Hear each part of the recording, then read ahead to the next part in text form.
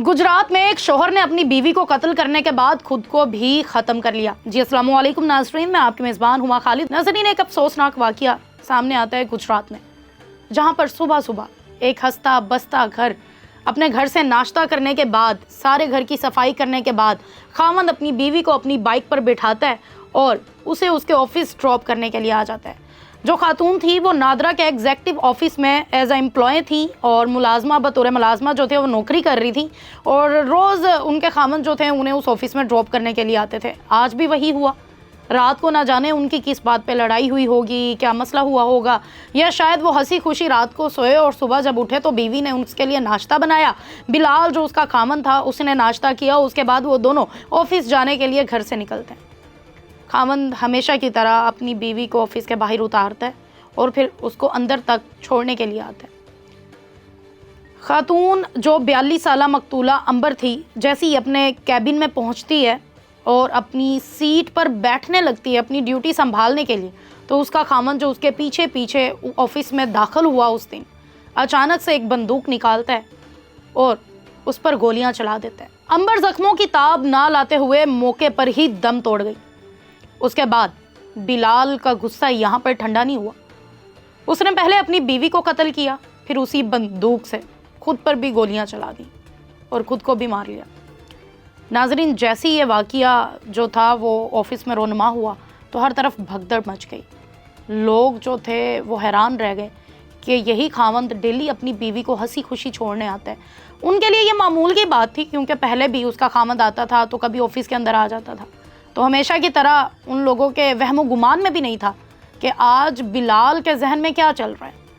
नाज़रीन, मौके पर उन दोनों की डेथ हो गई। जैसे ही पुलिस को ये इतला मिली तो पुलिस की भारी नफरी मौके पर पहुंची। उन्होंने उस जगह को घेरा और उसके बाद अपनी इन्वेस्टिगेशन शुरू की। अभी इब्तदाई तहकीक के मुताबिक जो है इन दोनों की कोई घरेलू नाचाकी हुई थी और उसके बाद बिलाल इस हद तक पहुँचा। नाज़रीन, क्या आज के दौर में ज़िंदगी किसी की लेना इतना आसान हो चुका है कि एक मामूली सी बात पर आप किसी की भी जान ले लेते हैं। एक इंसान जो कि पहले ही दुनियावी प्रेशर है उसके ऊपर, दुनिया में मुख्तलिफ होने वाली चीज़ों से वो उकताया हुआ है, थका हुआ है, वो सारा दिन काम करता है, अपने बीवी बच्चों के लिए कमाता है और रात को जब घर जाता है तो शायद बीवी और बच्चे भी उसे वो मोहब्बत दे नहीं पाते जिनके लिए वो सारा दिन मेहनत करता है। या शायद बिलाल के साथ भी यही हुआ कि सारे दिन की भाग दौड़ के बाद, मेहनत के बाद वो थक जाता था। ऊपर से महंगाई इतनी हो चुकी है कि लोग इस वक्त काफ़ी ज़्यादा आवाज़ार हैं, परेशान हैं, बात बात पर लड़ते हैं, क्योंकि ज़रूरियातें ज़िंदगी इतनी महंगी हो चुकी हैं कि उनमें जो पैसे आते हैं उनमें गुजारा ही नहीं होता। इसीलिए शायद अंबर जो थी वो भी जॉब करती थी कि वो अपने खामंद का सहारा बन सके और अपने बच्चों की अच्छी तरबियत कर सकें, उनको पाल पोस सकें और अच्छा खिला सकें। नाज़रीन, आए रोज़ ऐसे वाक़यात जो हैं वो मंजर आम पर आते हैं और हम शर्मिंदा हैं, हमें अफसोस है कि एक हंसता बसता मुस्कुराता घर आज वीरान हो गया, सब कुछ बर्बाद हो गया। और बिलाल ने शायद ये सोचने से पहले, ये कदम उठाने से पहले कोई सोचा ही नहीं होगा कि क्या होगा। उसे लगा शायद यही आसान है कि इसको भी मार दो, खुद भी मर जाओ।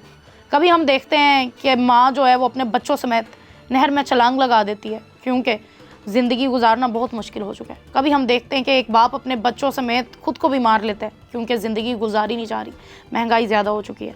लेकिन आज जो वाक़या हुआ, इस वाक़ये के पीछे असल हकीकत क्या थी?